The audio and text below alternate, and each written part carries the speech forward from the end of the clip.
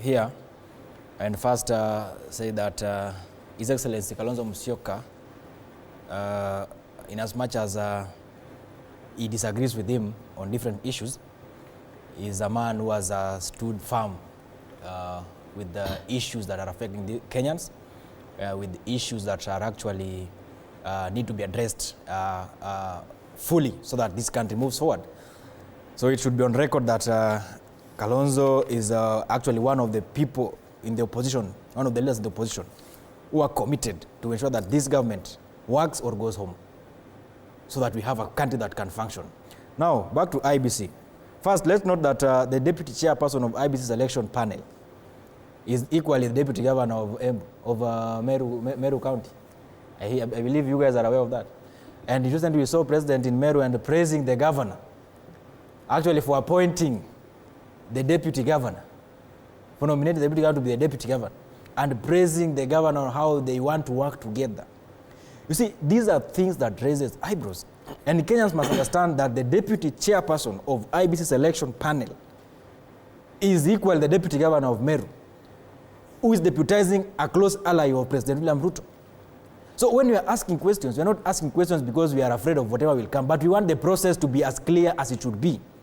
We want the process to be open, transparent, and provide an honest, outcome for Kenyans. Because if elections are failing, everybody is going to suffer. We've experienced election mismanagement in this country, and 2007 was worse. 2013 we almost died. 2017, 2022. We cannot give a chance to have a repeat of those situations.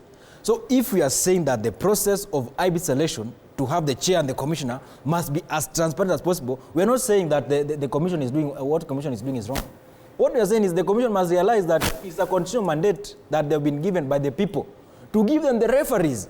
That doesn't mean that no Kenyans cannot oversee the elections, but 50 million people cannot be at the center of the elections. That's why we are donating this power. But don't you agree that the contestations, the numerous contestations, especially coming from political parties, could unduly prolong the process of us getting our IEBC, if at all you go to court right now? Yesterday, and my party communicated very well, that we can challenge this thing legally if the process is not well adhered to.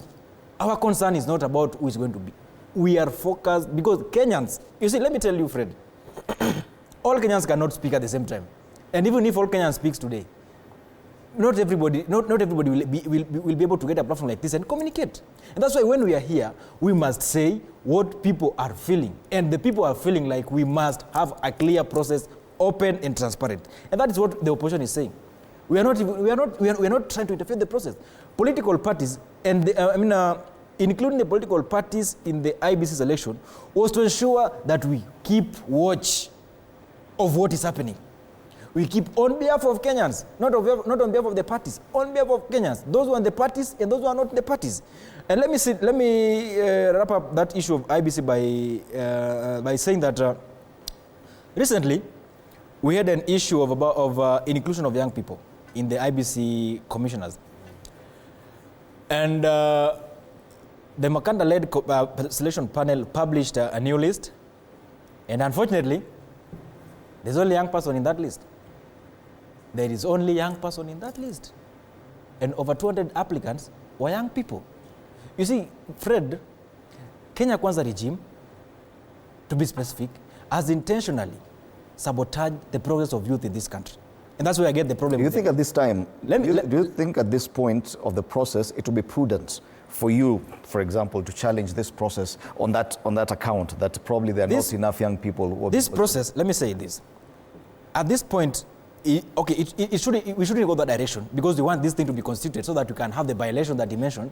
We have about 10 MPs, and of course, about 5 MPs and 10 MCAs and a senator. We need to have these by-elections. But again, we cannot just keep quiet and be given, faulty officials to oversee, an election. You see, that's why even CAF takes time to vet the referees before the match, so that both teams are certain that this referee, is the best person to officiate this match.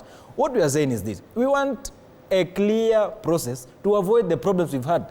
Fred, if we do not get a proper commission, we are likely to experience the Akombes and the Chereras.